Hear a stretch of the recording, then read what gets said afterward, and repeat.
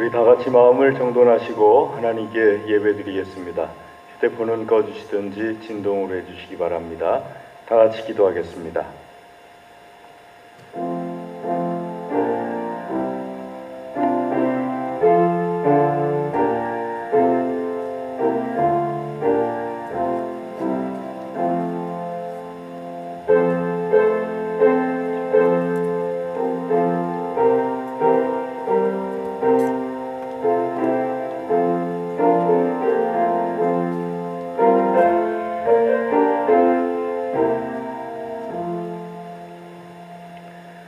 주의 빛과 주의 진리를 보내시어 나를 인도하시고 주의 거룩한 산과 주께서 계시는 곳에 이르게 하소서. 그런즉 내가 하나님의 제단에 나아가 나의 큰 기쁨의 하나님께 이르리이다. 하나님이여, 나의 하나님이여, 내가 수금으로 주를 찬양하리이다. 아멘. 할렐루야. 하나님 아버지 감사합니다. 우리에게 크신 은혜를 베풀어 주시어서 주의 날, 주의 안식일에 우리를 일일이 주의 전으로 인도하여 내어주심을 감사를 드립니다. 하나님의 은혜 감사하며 온 마음과 정성으로 예배를 드립니다. 우리 예배를 기쁘게 받아 주시옵소서. 하나님의 영광으로 충만한 예배가 되게 하여 주시옵소서. 기도하는 모든 기도에 응답하여 주시는 예배의 시간 되게 하여 주시옵소서. 악한 원수 마귀가 일절 틈타지 못하게 하여 주시옵소서. 한 길로 들어왔을지라도 일곱 길로 도망쳐 떠나가게 하여 주시옵소서. 주께서 예배의 시종을 주장하여 주시옵시고 홀로 영광받아 주시옵소서. 감사합니다. 모든 순서를 주님께 의탁드립니다. 예수님의 이름으로 기도드리옵나이다. 아멘. 우리 다 같이 자리에서 일어나셔서 찬송 38장 찬송하겠습니다.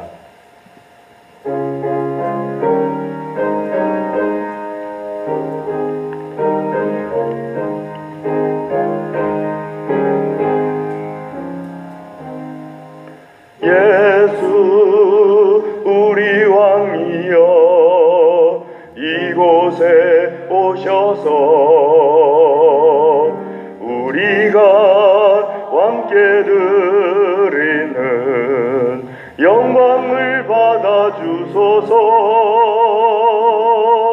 우리는 주님의 백성, 주님은 우리 왕이라. 왕이신 예수님 오셔서 좌정하사 다스리소서. 예수 우리 주시여 이곳에 오셔서 우리가 주께 드리는 찬양을 받아 주소서. 우리는 주님의 종들, 주님은 우리 주시라. 주 대신 예수님 오셔서 이 찬양을 받아 주소서. 아멘. 교독문 30편을 하나님께 교독해 올리겠습니다.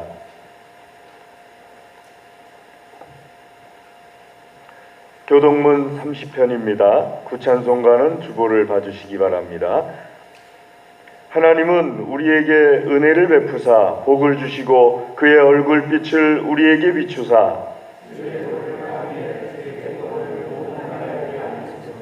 하나님이여 민족들이 주를 찬송하게 하시며 온 백성은 기쁘고 즐겁게 노래할지니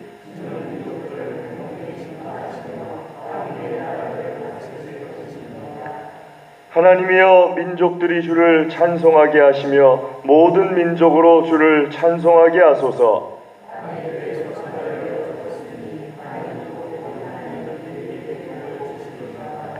하나님이 우리에게 복을 주시리니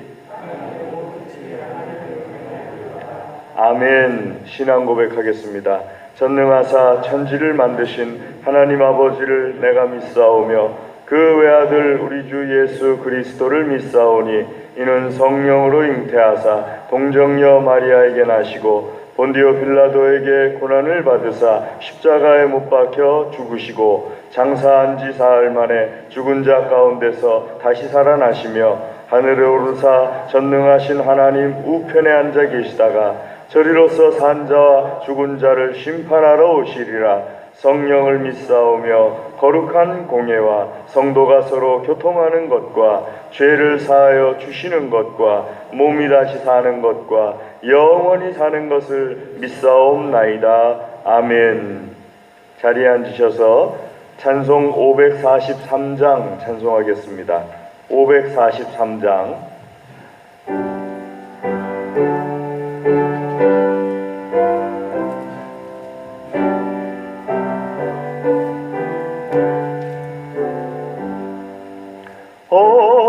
어려운 일 당할 때 나의 믿음 적으나 의지하는 내 주를 더욱 의지합니다. 세월 지나갈수록 의지할 것뿐일세. 무슨 일을 만나도 예수 의지합니다. 성령께서 내 마음 밝히 비춰 주시니 인도하심 따라서 주만 의지합니다. 세월 지나갈수록 의지할 것뿐일세. 무슨 일을 당해도 예수 의지합니다. 밝을 때의 노래와 어두울 때의 기도로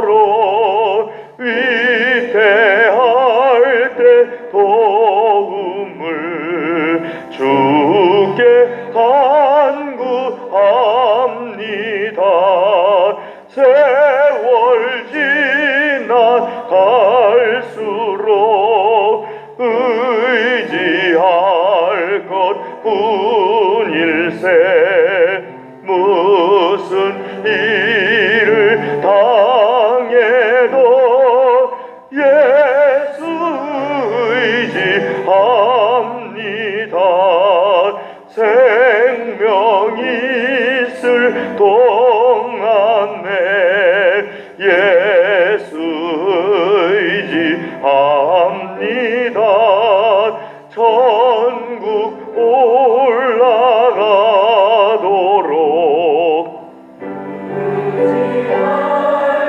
뿐일세. 세월 지나갈수록 의지할 것뿐일세. 무슨 일을 당해도 예수 의지합니다.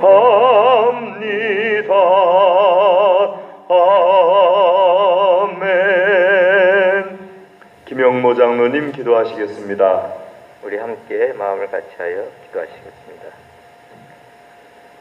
사랑과 은혜가 풍성하신 전능하신 하나님, 지난 한 주간 동안도 험악한 세상에서 우리들을 눈동자같이 지켜 보하여 주시고 이 시간 귀하고 복된 예배의 자리를 베풀어 주시어 하나님께 예배드릴 수 있도록 인도하여 주시니 감사드립니다.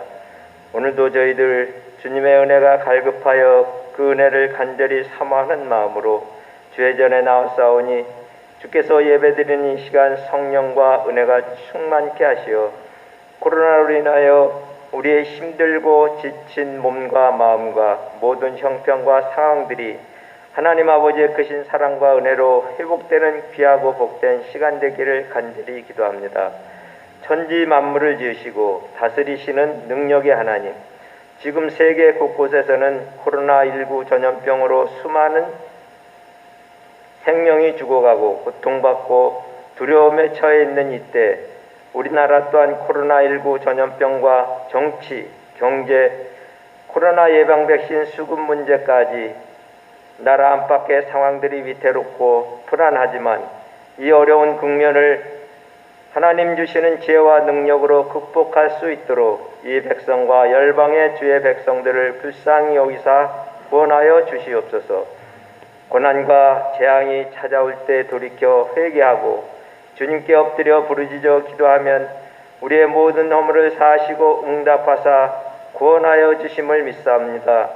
이 시간 교만한 마음으로 하나님보다 세상의 지식과 재물을 더 의지하고 우상으로 섬기며 살았던 것을 회개하오니 용서하여 주시옵소서. 주님, 우리들의 허물과 죄악을 용서하여 주시옵소서.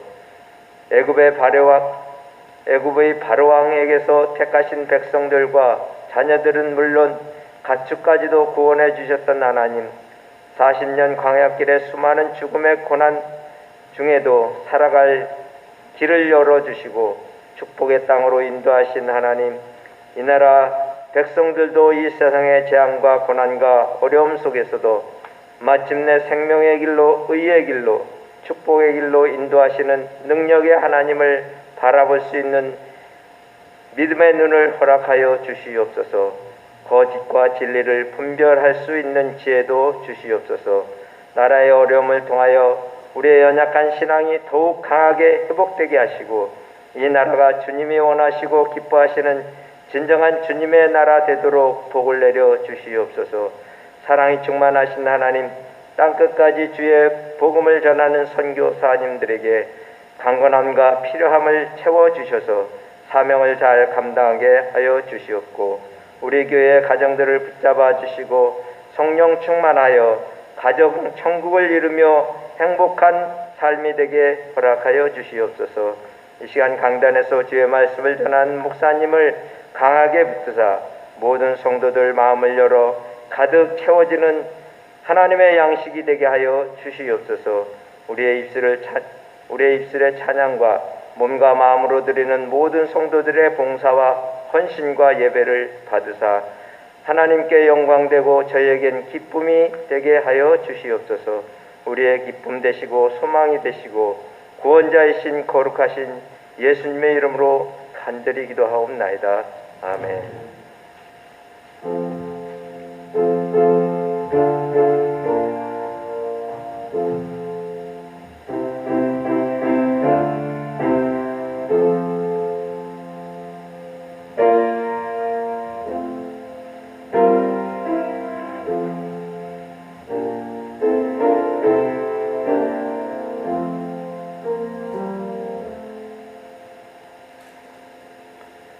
이 시간에 하나님께서 우리에게 주시는 말씀은 구약성경 에스라 6장 6절에서 12절 말씀입니다.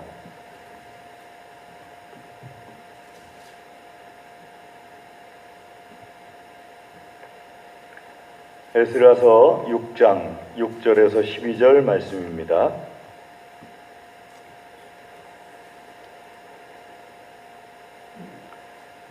에스라서 6장 6절에서 12절 말씀 찾으신 줄 알고 한 절씩 교독하겠습니다.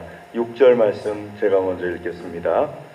이제 유브라데강 건너편 총독 다뜨네와 스달보스네와 너희 동관 유브라데강 건너편 아바삭 사람들은 그곳을 멀리하여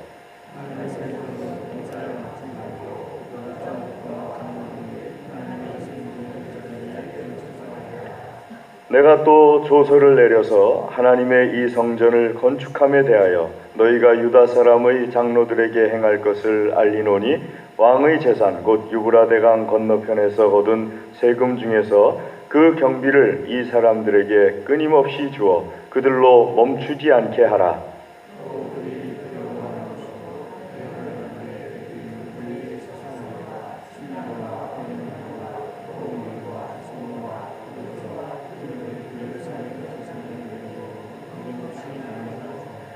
그들이 하늘의 하나님께 향기로운 제물을 드려 왕과 왕자들의 생명을 위하여 기도하게 하라.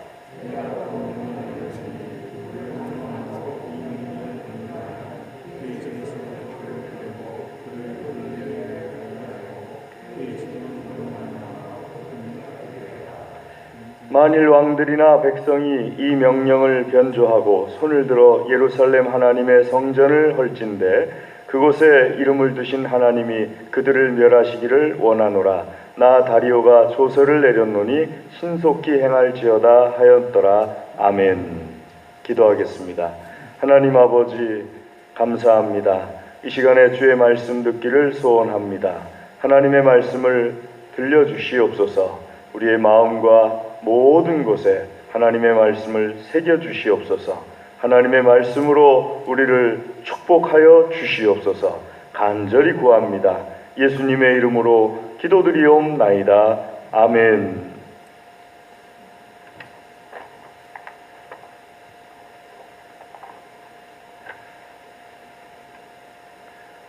보통 주변에 노예 안에 목사님들이나 교회에서 성전 건축을 교회를 짓는다 하면은 될 수 있으면 꼭 찾아가서 같이 기도하고 또 위로금도 전달하고 뭐 이렇게 하는 편입니다.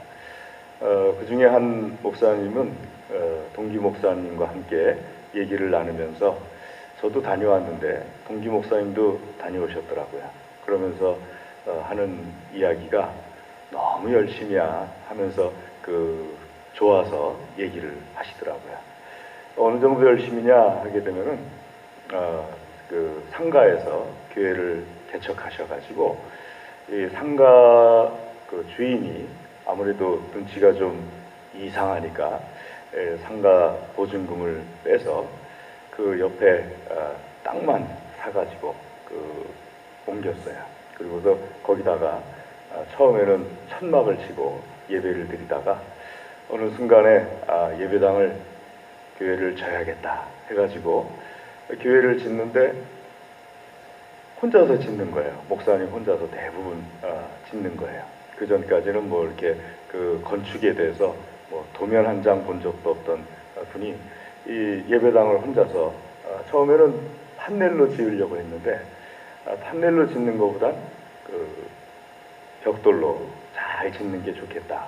벽돌로 또 지으려고 했는데 벽돌보단 콘크리트가 튼튼하다더라. 그래가지고 이 콘크리트로 이 예배당을 짓는데 대부분의 일을 혼자서 유튜브 봐가면서 유튜브에서 보니까는 이렇게 하더라 하면 또 그렇게 짓고 또 유튜브에 봐가지고 이렇게 하더라 해서 또 그렇게 짓고 돈이 생기면은 돈만큼 또 짓고 돈이 안 생기면은 또 그 상태에서 그대로 있고 그래서 동기 목사님은 겨울에 갔는데 예배당 문이 없는 상태에서 예배를 드리고 있더래요. 그 겨울에 얼마나 찬바람이 들어와요. 너무 안쓰러워가지고 내가 뭘 해줬으면 좋겠냐 하고 물어보니까 문 달아주세요. 그래서 그 문을 달 수 있도록 교회가 그 문을 달아줬다고 그러더라고요. 그래서 저는 가서 보니까는 마침 그때 수술을 하고 나왔었어요. 이 손목에 양쪽에 여기 팔에 뼈가 2개가 있는데 한쪽 뼈를 잘라내는 양쪽 손목을 뼈를 잘라내는 수술을 하고 왔었어요. 왜 뼈를 잘라내느냐 물어봤더니 이 건축 일을 안 하던 사람이 한 2년에 걸쳐서 작은 예배당이에요. 한 35평 정도 되는 작은 예배당인데 2년 동안 걸쳐서 매일같이 거의 매일같이 두 손을 사용해 가지고 일을 하다 보니까 이 연골에 문제가 생겨 가지고 이 연골을 뼈를 잘라내고 연골을 못 어떻게 하는 그런 수술을 하는 거였다. 그래서 너무 이렇게 마음이 안쓰럽고 또 옛날 생각도 나기도 하고 그래가지고 기도해주고 또 위로금도 전달해주고 그러면서 함께하는 시간을 가졌는데요. 참 보기가 좋더라고요. 정말 하나님 안에서 얼마나 이 목사님을 하나님께서 기뻐하실까 하는 생각을 하게 되더라고요. 우리가 성전 건축을 하게 되면은 뭐 작은 예배당이든 큰 예배당이든 뭐 다 같이 어려움을 겪습니다. 이상하게 어려움을 겪어요. 성전 건축을 하다 보면은. 일반 건축도 물론 어려운 과정들이 있겠습니다만은 성전 건축은 특별히 더 어려움을 겪게 되는 과정들이 많은 것 같습니다. 자, 오늘 말씀 속에서 보게 되면은 그 성전 건축에 대해서 말씀하고 있는데 자그마치 20년 동안 바빌론의 왕이 3번 바뀔 동안 성전을 짓는 그런 그 과정을 말씀 1장부터 6장까지 쭉 기록하고 있습니다. 성전이 허물어졌어요. 솔로몬이 지었던 성전이 다 허물어졌어요. 그리고 70년 동안 성전을 구경도 못하는 그런 처지였었는데 어느 날 바벨론에 고레스라는 왕이 등장하면서 이 왕이 하나님께 어떤 꿈으로 계시를 받아요. 그래가지고 이스라엘 백성들, 유다 백성들을 포로에서 놓아주고 그리고 왕에게 유다인이었던 신하가 한 사람이 있었어요. 우리가 잘 아는 수룹바벨이라는 이름으로 알려진 그 신하를 보내면서 모든 물자를 다 제공할 테니까 가가지고 원래 있던 성전의 자리에다가 성전을 짓도록 하여라. 그 성전 규모가 솔로몬이 지은 것보다 높이는 2배가 더 높고 또 폭은 3배가 더 넓도록 그렇게 성전을 짓도록 제가 잘못 얘기했네요. 폭이 2배가 더 넓고 높이가 3배가 더 높도록 그렇게 성전을 지어라. 그러면서 왕궁한 곳간에다가 다 뺏어왔던 그 성전 기물들을 다 돌려주면서 이것을 가지고 원래 있던 자리에다가 다 가져다 놓도록 하여라. 그래서 이제 수룹바벨이 유다인들과 함께 돌아와가지고 원래 있던 성전의 자리에다가 성전을 짓게 되는데 그때 이제 사마리아에 있던 사람들이 말해요. 우리도 성전을 같이 짓도록 하게 해달라. 근데 사마리아의 사람들은 하나님만 믿는 게 아니에요. 다른 우상들도 섬기고 그러니까는 스룹바벨과 지도자들이 그들에게 말하기를 하나님 믿는 사람들만이 성전을 짓도록 하겠다. 요지를 그겁니다. 그 말을 하면서 사마리아 사람들, 우상도 섬기고 다른 신도 섬기면서 성전을 짓겠다고 하는 사람들의 부탁을 거절합니다. 그 앙심이 생겼어요. 이 사람들이 왕에게 성전을 짓지 못하도록 방해를 하기 시작하는데 그 다음 왕이 등장해요. 그 다음에 왕이 등장했을 때 또 상소를 올립니다. 그러면서 그 왕 옆에 있던 그 방백이라든지 혹은 어떤 고위층 사람들을 동원해가지고 왕에게 상소를 올려요. 그 왕이 이제 아닥사스다라는 왕입니다. 이 아닥사스다 왕에게 상소를 올리면서 그 아닥사스다 왕이 성전 건축을 중단시켜버려요. 하지 말아라. 그래가지고 그때 있던 총독들을 동원해서 권력으로 성전 건축을 중단시켰다 하는 것이 4장 23절 말씀에 있는 그 말씀입니다. 자, 성전 건축이 중단됐어요. 그런데 시간이 좀 지나면서 하나님께서 스가랴라는 선지자에게 하나님의 말씀을 주세요. 성전 건축을 시작하라 하면서 5장 1절 말씀 보게 되면은 스가랴 선지자에게 하나님의 말씀을 딱 주면서 예언을 하게 하십니다. 그 선지자의 말을 듣고서 자, 권력으로 중단시켰어요. 왕이 중단시킨 거예요. 그런데 유다 사람들이 또 스룹바벨도 왕의 신하예요. 그럼에도 불구하고 선지자의 말을 듣고 성전 건축을 다시 시작합니다. 그저 옆에 있던 총독들이 그 옆에 지역을 다스리는 총독들이 와가지고 누구 마음으로 성전 건축을 하느냐? 하나님께서 고레스 왕을 통하여서 성전 건축을 하도록 하게 했다. 그 조서가 있다. 한번 찾아봐라. 그래서 이 유브라데강 건너편에 있는 총독들이 왕에게 상소를 또 올립니다. 한번 왕궁 보물 곳간에서 조서를 찾아봐 주십시오. 이 사람들이 억지로 성전을 건축하고 있으니까 이걸 말려야겠는데 조서가 있다고 하니까 정말 조서가 있는지 한번 찾아봐 주십시오. 그때 왕이 누구냐 하게 되면 다리오라는 왕이 또 등장하게 되는 겁니다. 이 다리오라는 왕이 등장해가지고 다리오가 보물곡관을 찾아요. 왜 이렇게 옷 바뀌냐 하면은요, 여러분 말 타고 가는 거예요. 비행기 타고 가는 게 아니고요. 말 타고 가는 동안에 왕이 바뀌는 경우도 있어요. 그러니까 말 타고 가서 보니까는 아닥사스다 왕이 아닌 거예요. 다리오 왕인 거예요. 그 다리오 왕이 되면서 그리고 이제 보물곡관을 찾아봤더니 거기에 정말로 1절 말씀에 6장 1절 말씀에 있는 것처럼 보물 전각에서 하나님의 명령대로 고레스가 조서를 내렸던 그 조서가 2절에 발견되는 거예요. 두루마리가 발견되었다. 그걸 발견하자마자 다리오 왕이 이 유브라데 건너편에 있는 총독들에게 명령을 합니다. 다뜨네라는 총독인데요. 명령하기를 너희는 신속하게 성전을 짓는 것을 행하도록 하여라. 유대인들이 성전을 짓는 데 있어서 필요한 돈이 있다면은 그 유브라데강 건너편 총독들 세금 걷는 걸 가지고서 필요한 거 다 지원하도록 하여라. 물품이 있다면 물품을 지원하도록 하여라. 그래서 빨리 성전을 다 짓게 한 다음에 그 유대인들이 왕과 왕자를 위하여서 다리오 왕과 다리오 왕의 왕자들을 위하여서 성전에서 기도하는, 안위를 위하여서 기도하는 그 기도를 하도록 빨리 성전을 짓도록 행하도록 하라.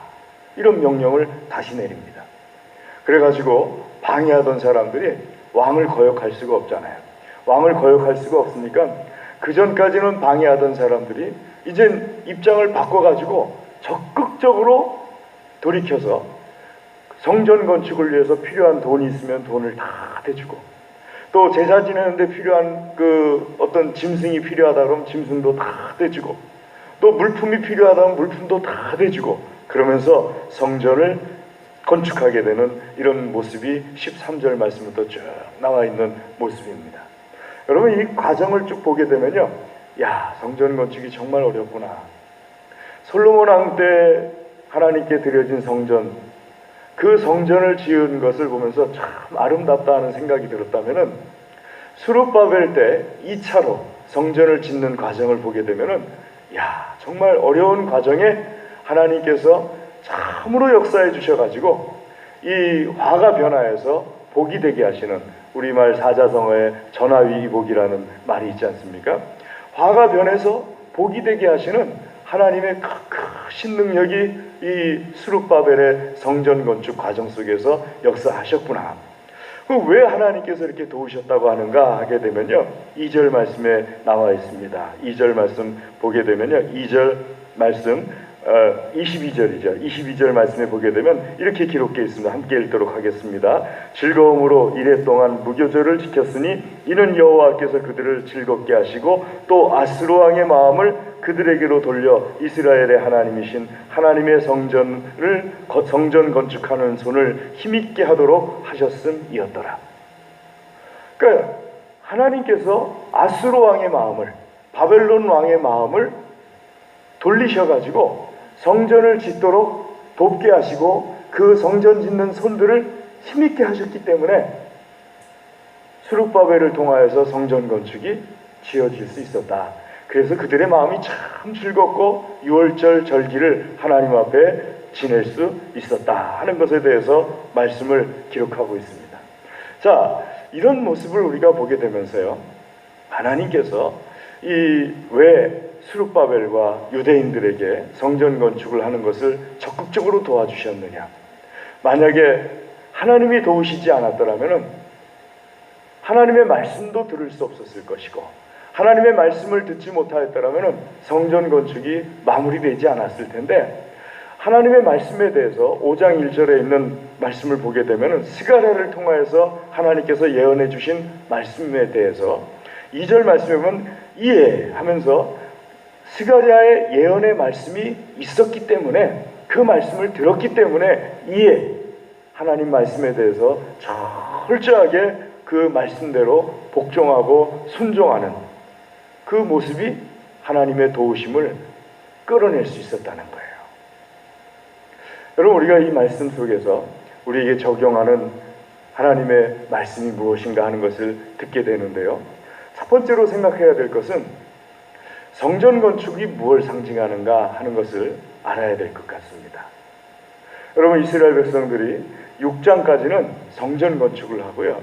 그 다음에 7장부터, 에스라서 7장부터는 이스라엘 백성들이 가지고 있던 잘못된 생활 습관들을 다 고쳐나가기 시작합니다. 그러니까 1장부터 7장까지는 성전 건축이에요. 성전 건축이 의미하는 게 무엇이겠습니까? 우리가 전통적으로 성전 건축이 무엇을 의미할까? 예배당 건축이 무엇을 의미할까? 하게 될 때 성전 건축은요, 하나님 말씀 속에서 우리의 신앙을 지어나가는 것을 상징합니다. 믿음을 지어나가는 것을 상징해요.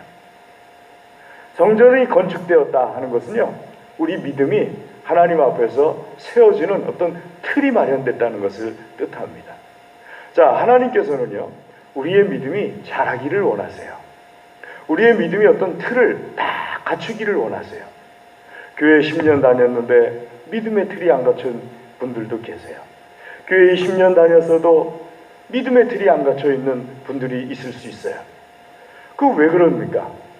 믿음의 틀을 갖추는 것이 정말 중요하거든요. 왜냐하면은 믿음의 틀을 갖추게 되면요, 하나님께서 그 사람과 동행해 주세요. 믿음의 틀이 있게 되면은 하나님께서 그 사람이 하는 모든 행사에 대해서 화가 나에게 왔다 할지라도 복이 되게 해주세요. 하나님께서 역사하시는 그 놀라운 역사를 믿음의 틀이 있는 사람들은 날마다 체험할 수가 있어요. 예레미야가 고백하는 것처럼 하나님의 성실하심이, 주의 성실하심이 아침마다 새롭습니다 하면서 예레미야 선지자가 예레미야 애가에서 고백하지 않습니까?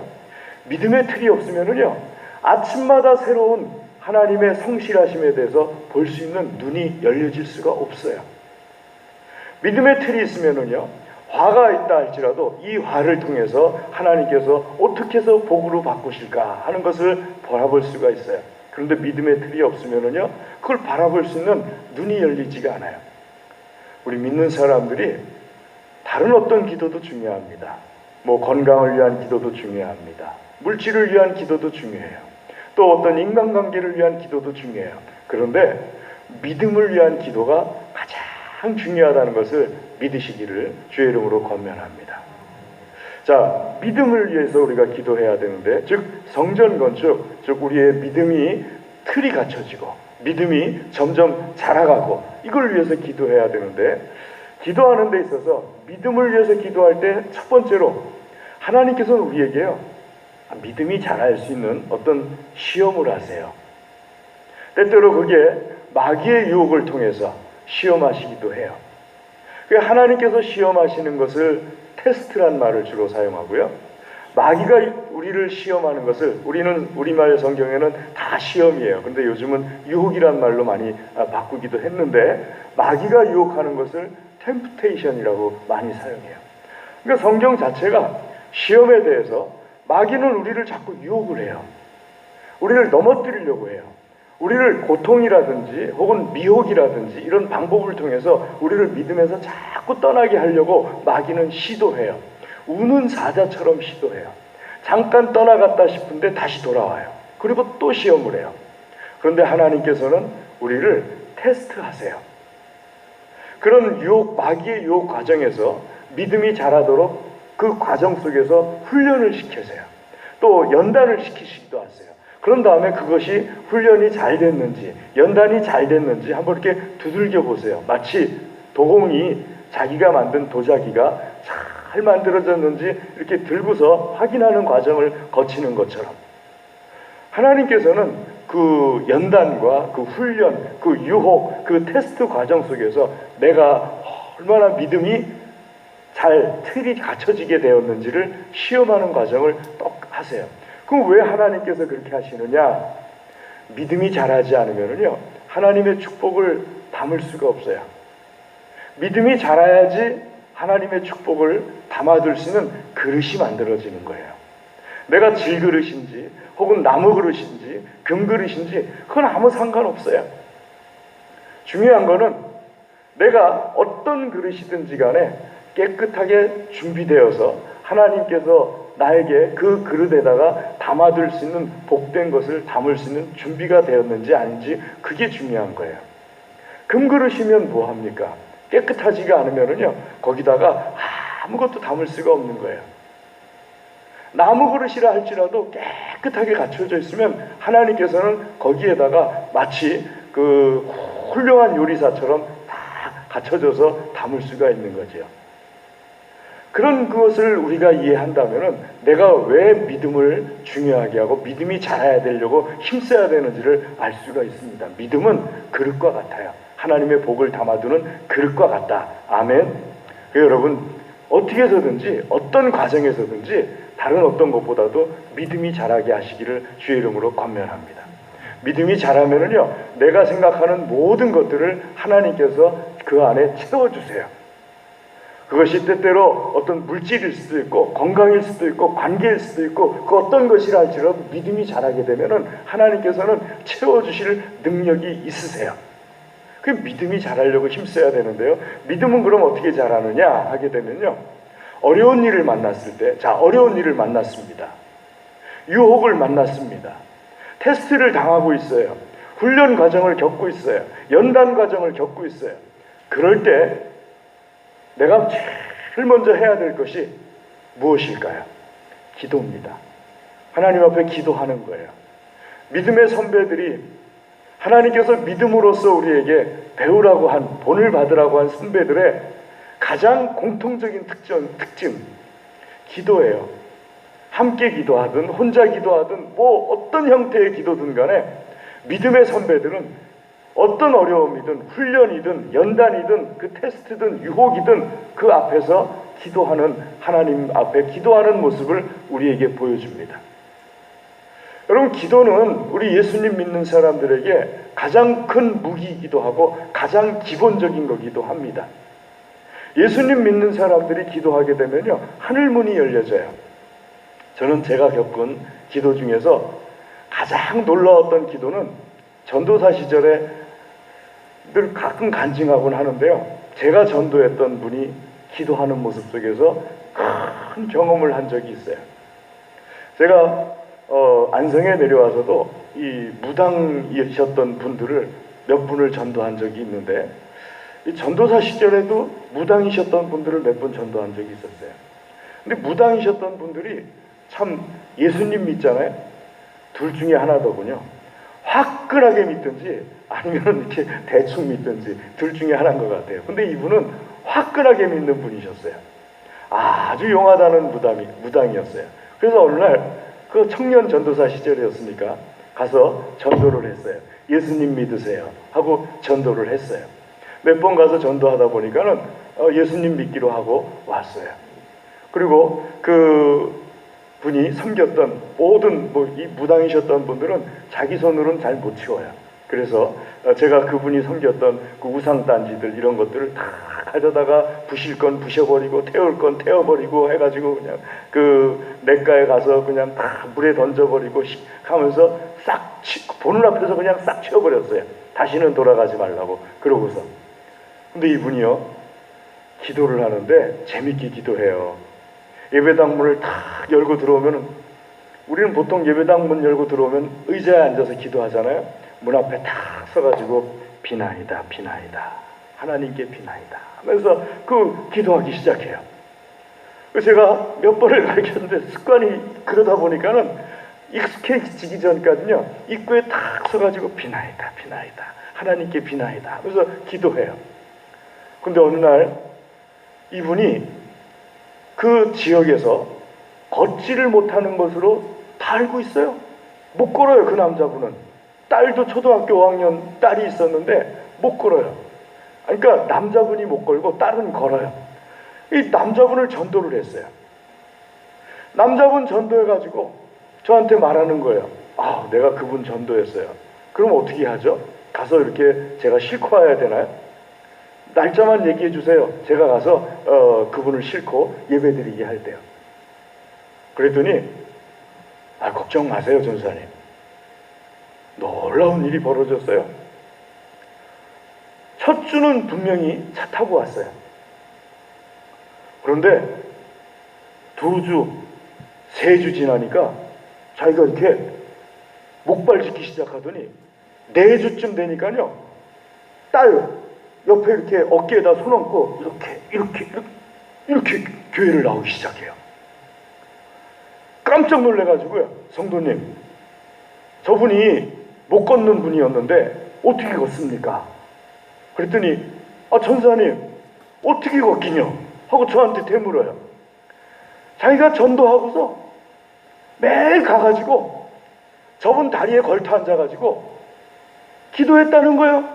비나이다 비나이다, 하나님 이 양반 걷게 해 주시옵소서. 비나이다 비나이다, 하나님 이 양반 걷게 해 주시옵소서. 그리고 전사님이 나한테 가르쳐줬잖아요. 주 예수 그리스도 이름으로 명하노니 못 걷게 되는 다리야 걷게 될지어다. 그렇게 했다는 거예요. 그랬더니 4주 딱 되니까는 못 걷는 분이 걷게 됐다는 거예요. 아유, 아멘들도 안 하시네. 할렐루야. 그래서 제가 그걸 눈으로 탁 지켜보면서요, 제 인생에 교회 다니면서 못 걷던 분이 걷는 거 딱 2번 봤어요. 한 번은 학생 때 부흥회 때 우리 동네 못 걷던 분이 부흥회 기간 동안에 걷는 거 봤고요. 또 한 번은 그분이 무당이었던 분을 전도했더니 그분이 자기 동네 못 걷던 분을 걷게 만드는, 기도로 걷게 만드는, 그걸 봤어요. 여러분, 예수님 믿는 사람에게 있어서 가장 큰 무기가 뭡니까? 기도예요. 예수님 믿는 사람이 가장 보편적으로 가지고 있는 것이 뭡니까? 기도예요. 기도는 기본이고 기도는 우리의 강력한 무기예요. 우리 믿음의 선배들이 가장 많이 사용한 것이, 공통적으로 빠짐없이 사용한 것이 기도예요. 믿음이 자라려면요, 첫 번째로 기도하셔야 돼요. 기도는 잘해야 되잖아요. 아니더라고요. 비나이다 해도 기도가 하나님께서 응답해 주시더라고요. 두 번째는요, 하나님의 말씀을 들어야 돼요. 믿음이 자라려면은 하나님의 말씀을 알지 못하고 듣지 않고 믿음이 자랐다, 100% 그 믿음은 하나님 뜻과 관계없는 자기 자신의 확신이요, 자기 자신의 신념이에요. 하나님의 말씀에 근거하지 않고 나 믿음 있어요, 그런 믿음은 없어요. 하나님 말씀을 근거로 해야지 믿음이에요. 그게 아닌 건 다 신념이에요. 내가 살다 보니까 이게 옳더군요, 내가 살아오다 보니까 이게 맞더군요, 이거지. 조금 바뀌어가지고 교회 나오게 되면서부터 그게 더 굳어지는 것이지 믿음이 아니에요. 여러분, 우리 예수님 믿는 사람들이 믿음이 자라려고 그럴 때 참 조심해야 되는 것이, 내 신념이 믿음인 것처럼 바뀌어지는 걸 조심해야 돼요. 믿음은 철저하게 들음에서 납니다. 아멘. 하나님의 말씀을 듣지 않고 올바른 믿음이 자랄 수가 없어요. 그래서 여러분, 믿음이 자라려면요, 믿음의 틀을 갖추려면은 철저하게 하나님 말씀을 읽고 묵상하는 훈련을 해야 됩니다. 성경 한 번 통독했다, 2번 통독했다, 100번 통독했다, 성경을 한 번 읽고 성경을 2번 읽고 100번을 읽고 하나님의 말씀이 뭔지는 알아야 될 거 아닙니까? 나에게 향하신 이런 상황 속에서 하나님께서는 어떻게 말씀하시는지를 알아야 되지 않겠습니까? 때문에 우리 믿음의 틀을 갖추려고 해야 되는데, 믿음의 틀을 갖추는 데 있어서 2번째가 뭐냐 하면은요, 하나님의 말씀인 성경 말씀을 읽고 듣고 설교를 통해서 듣든지 하나님의 말씀을 듣는 귀를 가져야 됩니다. 그럴 때 믿음이 자랍니다. 그리고 그 들은 말씀에 대해서 마지막으로 순종해야 돼요. 어느 말씀에 대해서 순종하냐? 내 신념, 내 가치관하고 딱 맞는 말씀에 대해서 순종하는 건 너무 쉬워요. 내가 지금까지 해오던 거예요, 그거는. 그렇잖아요? 여러분들의 신념이 하나님 말씀과 맞아떨어질 때 얼마나 신납니까? 그 말씀대로 하는 건 너무 신나요. 그런데 그건 믿음이 잘 자라질 않아요. 그건 하나님 말씀 없어도 그냥 잘해요. 아침에 일찍 일어나는 제 선배가 있었어요. 학교 다닐 때부터 보통 3시에, 2시 반, 3시에 일어난대요. 근데 이 선배는 그 시간에 일어나서 공부하는 게 너무너무 좋았대요. 아무도 깨지 않은 그 시간에 딱 일어나가지고 혼자서 그냥 연필 갖다가 쓱쓱쓱쓱 써내려가는 그게 너무 좋았대요. 그러니까는 이 선배는요, 새벽 기도가 너무 쉬운 거예요. 그래서 선배는 나한테 말하기를 난 새벽 기도로 믿음 잘한 적은 없어. 왜요? 나는 그 시간 이전에 벌써 일어나가지고 2시 반이면 일어나가지고 늘 하던 습관이 있었으니까는 새벽 기도하는 게 나한테 너무너무 쉬웠다는 거예요. 그런데 자기가 믿음이 자라는 게 뭘 통해서 자랐느냐? 철야 기도로 자랐다는 거예요. 금요일마다 철야 기도만 시간만 되면은 마음속에 막 고민이 생긴대요. 나가야 되나 말아야 되나. 왜냐면은 8시면 잠드니까요. 8시면 잠드는데 철야 기도는 보통 어때요? 보통 한 9시부터 시작해가지고 밤을 새면서 찬양 부르면서 기도하는 게 그 당시 철야 기도였잖아요. 지금은 보통 심야 기도로 바뀌었지만. 그러니까는 8시, 9시면 벌써 잠이 와가지고 견디질 못하는 거예요. 근데 철야 기도 갈 생각을 하면은 밤을 새야 되는데 이게 머릿속에 진짜 쥐가 나는 거죠. 근데 그럴 때마다 교회로 나오는 것이 지옥 같았대요. 여러분, 교회 나오는 게 즐거워야지 왜 지옥 같냐 그러죠? 믿음 잘할 때쯤 되면 지옥 같을 때도 있어요. 교회 나오는 게 막 지옥 같았다는 거예요. 그래도 나와가지고 철야 기도하면서 하나님 앞에 간절하게 내가 할 수 없는 부분에 대해서 해가면서, 이걸 복종이라고 그러죠, 우리는 보통. 하나님 앞에 간절하게 기도했더니 거기서 역사 체험을 많이 하고 거기서 믿음이 막 자랐다는 거예요. 새벽 시간은 너무 즐거웠고 철야 기도 시간은 힘들게 나왔는데 받은 은혜가 또 커가지고 돌아갈 때는 너무 보람이 있었다는 거예요. 새벽 시간에는 보람 있는 걸 잘 모르는데 철야 기도 시간에는 보람 있는 게 너무 좋았다는 거예요. 믿음이 그냥 그때 쑥쑥 자랐다는 거예요. 사랑하는 교회 여러분, 믿음은요, 하나님 말씀에 대해서 내가 지키지 못하는 부분에 대해서 지키려고 힘쓸 때 믿음이 자랍니다. 그리고 그럴 때 하나님께서 더 크게 축복해 주시고 하나님께서 동행해 주시고 역사해 주세요. 우리가 믿음의 틀을 갖추면은 하나님께서 나에게 그 틀 안에 하나님께서 부어주시고 싶은 것을 부어주시는데요. 자, 기도합시다. 이거 우리 잘 알죠? 말씀 봅시다. 이것도 우리 잘 알죠? 보통 잘 안 되는 게 뭡니까? 3번째예요. 하나님 말씀을 읽다가 이건 내 신념하고도 다르고 내 생활 습관하고도 다르고 내가 뭘 하기에는 이 말씀대로 했다가는 손해가 뻔한데 이 말씀대로 해야 되나? 그때 믿음이 자라는 거예요. 그때 순종하고 그때 하나님께서 그 틀 안에 이제는 이 틀 안에 채워줘도 되겠구나 하고 하나님께서 결정하시는 순간이에요. 아멘. 사랑하는 교회 여러분, 성전 건축을 하는 스룹바벨의 이런 모든 과정들을 보시면서 믿음이 자라기를 주의 이름으로 축복합니다. 믿음이 자라는 걸 목표로 세우십시오. 내 믿음을 자라게 하면은 여러분들이 생각하는 그 이상의 것들을 하나님께서 나에게 크고 놀라운 비밀들을 다 채워 주십니다. 내가 생각할 때 이건 참 화라고 생각했던 것도 하나님께서는 변화해서 복이 되게 해 주십니다. 믿음 자라기를 힘쓰는 믿음의 교우들 되시기를 축복합니다. 기도하겠습니다. 하나님 아버지, 감사합니다. 이 시간 주의 말씀으로 우리를 먹여 주시옵소서. 특별히 아버지 하나님, 믿음이 자라려고 힘쓰는 하나님의 사람들 다 되게 하여 주시옵소서. 하나님께서 화를 변화해서 복이 되게 하시는 귀한 것을 체험할 수 있는 믿음들 되게 하여 주시옵소서. 간절히 구합니다. 예수님의 이름으로 기도드리옵나이다. 아멘. 우리 찬송하겠습니다. 찬송 310장 찬송하겠습니다.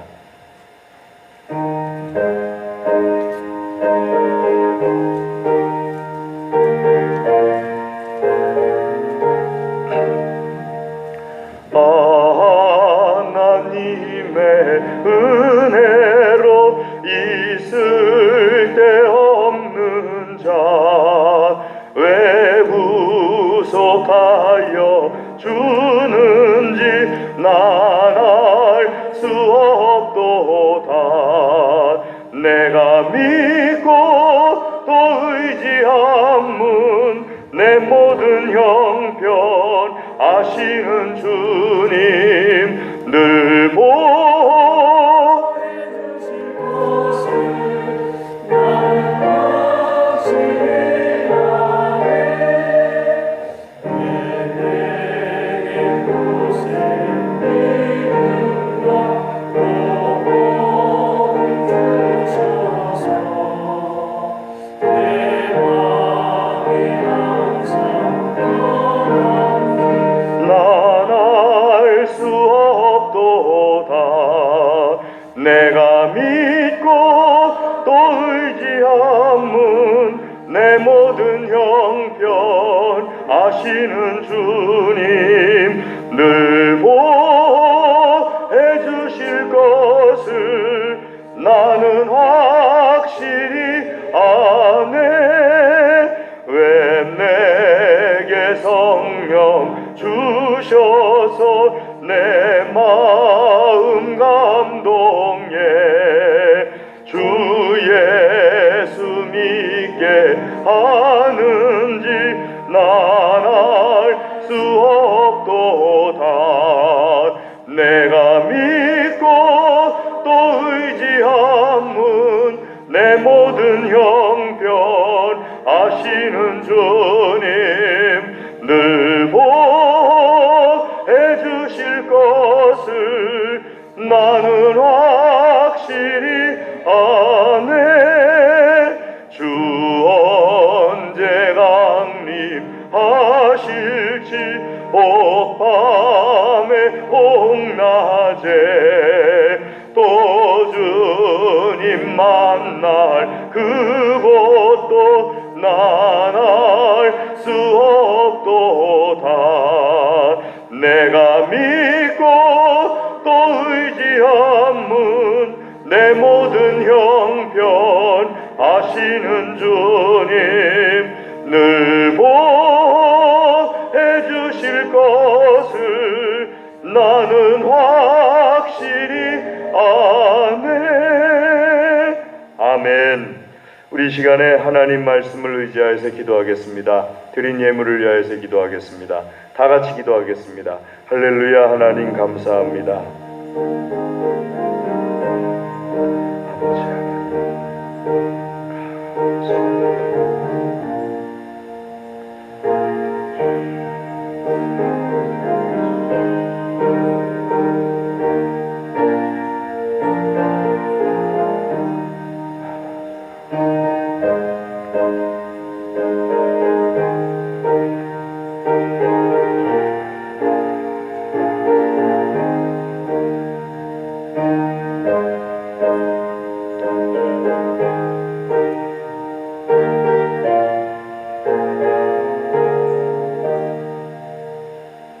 하나님 아버지, 이 시간 주의 말씀을 듣고 깨닫고 결단하며 기도한 모든 기도를 축복하여 주시옵소서.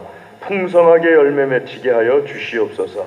아버지 하나님께 향기로운 열매 되게 하여 주시옵소서. 우리에게 있는 모든 것이 하나님의 것임을 고백하며 정결하게 구별하여서 예물을 드립니다. 기쁘게 받아 주시옵소서. 아버지, 기도하며 드리오니 기도마다 들어 응답하여 주시옵소서. 특별히 드린 손들을 신이 안수하여 주시어서 이 손들이 어디에 있든지 하나님의 손, 능력, 하나님의 사랑이 되게 하여 주시옵소서. 감사합니다. 예물을 받아주심을 감사드립니다. 예수님의 이름으로 감사기도 드리옵나이다. 아멘. 교회 소식을 전해드리겠습니다. 주보를 봐주시면은요, 다음 주 오전 1부 기도 김순환 장로님, 오전 2부 최난희 장로님, 오후 예배 김영희 권사님, 오후 예배 찬양 8구역이 되겠습니다. 뒷면을 봐주시면은요, 생일 축하드립니다. 23일 김은영 성도님, 그리고 26일 최미리 선생님, 28일 김여아 선생님. 김여아 선생님 고모 손 좀 들어보실래요? 예, 축하드립니다. 우리 한번 기도하겠습니다. 하나님 아버지, 우리 김은영 성도님, 또 미리 선생, 여아 선생에게 이 한 주간에 귀하고 복된 날 주심을 감사를 드립니다. 주여 축복하여 주시옵소서. 주님께서 축하하여 주시옵소서. 주님께서 세상에 보내실 때 주신 모든 복들 하나도 막힘없이 다 드러나게 하여 주시옵소서. 하나님의 영광이 되게 하여 주시옵소서. 그 영과 혼과 육과 물질과 모든 관계에 이르기까지 하나님의 복이 다 열려져서 사람들에게 사랑과 존중을 받게 하여 주시옵소서. 하나님께도 사랑과 존중을 받게 하여 주시옵소서. 주님 축복하여 주시옵소서. 간절히 구합니다. 예수님의 이름으로 축복하며 기도드리옵나이다. 아멘. 예, 축하드립니다. 강단원아 이번 주에 김영희 집사님, 김금란 집사님 결혼기념으로 하나님께 드립니다. 박수 한번 해주실까요? 예, 결혼기념으로. 여기 앞에 계신 분이 김영희 집사님이시고요. 요쪽에 계신 분이 김금란 집사님이신데 멀리 앉으셨습니다. 김여아 선생, 최미리 선생 하나님께 드립니다.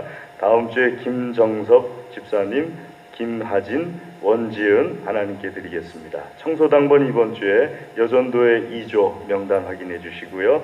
다음 주에 여전도의 3조 명단 확인해 주시기 바랍니다. 우리 이 시간에 다 같이 자리에서 일어나셔서 좌우 앞에 계신 분들 주님의 이름으로 사랑합니다. 주의 이름으로 사랑합니다. 주님의 이름으로 사랑합니다. 주의 이름으로 사랑합니다. 예, 주님의 이름으로 사랑합니다. 주의 이름으로 사랑합니다. 주님의 이름으로 사랑합니다. 우리 찬송하겠습니다. 찬송 4장 찬송하겠습니다.